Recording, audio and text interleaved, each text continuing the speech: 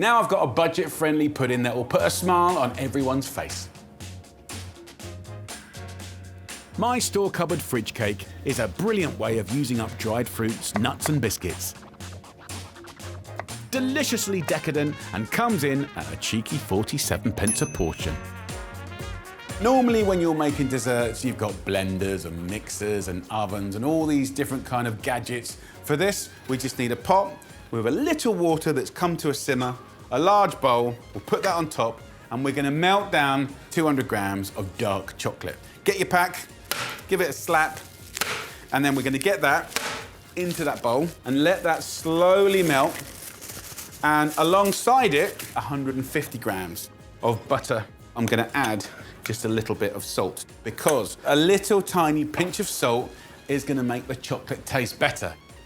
I have got some other treats here. So I want 1 tablespoon of golden syrup in there. We've got dark chocolate, so there's a bitterness, and it's gonna balance that bitterness to be sublime. Next up, we're gonna go 200 grams of ginger nut biscuits. So crunchiness, biscuit. You can, of course, use your favorite. So all I need to do is just bash this up to break it. So I'm just using something heavy, my pestle, but you could use a rolling pin. So just bash up your biscuits. You don't want... I just hit my thumb then. Ouch. And then, let's have a little check of this. So let's get a spatula. You can see that that subtle heat has melted the chocolate and the butter. That's all the heat we need, by the way. And mix up the chocolate and the butter. Look at the colour. Just dreamy. Shiny, dark, deliciousness. And then, I'm using dried fruits, I'm using nuts. You can use any dried fruit you've got around. Apricots, you can use beautiful sultanas, whatever you've got you can use. I like just to chop them up a little bit. I like little subtle hits of it instead of a big old chunk. Then the peanuts. Want to use different nuts, things like almonds, walnuts, and then our ginger nuts go in. Now I'm just going to save a little bit back. So these 2 chunks I shall keep for a little bit later. Here, marshmallows. My kids go completely wild for these things. I'm just gonna use the knife just to kind of make it go further. Once you've had a good old mix up, what I'm gonna do is get a bit of greaseproof paper, just run it under the tap. It makes it soft and pliable so you can get it into all the corners of the mold and just pour in your beautiful chocolate like that into all the little cracks and crannies. Push it right into the edge. Just guarantees that it just comes out nice and easy. No dramas. And what I love about this principal recipe is you can really go through your cupboards and your drawers and get little bits and pieces and add different things that you love to this mix.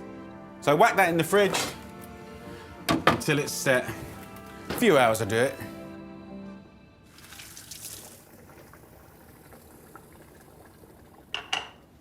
Right, let's check this lovely little dessert out. Okay, so the nice thing about the greaseproof paper is you can dump it. Come on, don't lose the faith. What's the matter with you? Come on, I've been working with you for so many years and you've never let me down. Thank you very much. If in doubt, just put a bit of elbow grease in. Now, my personal way to finish this is just taking some of those lovely, crispy, leftover biscuits that I put aside.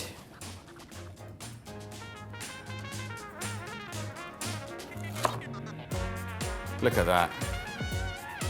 That's pretty special. So there you go. Probably the most humble, fun, simple dessert come sweet treat come biscuit. I don't know what you want to call it. All I do know is if you take a little bit, it's very good. I'm getting the bounce of the marshmallow, the hit of the peanut. It's the simplest thing on earth, and you can have real fun with it. I will never get bored of that. Come on! My Moorish fridge cake is a great way to use stuff up while keeping costs down. It serves 10 people, and for 47p a portion, you're gonna be happy.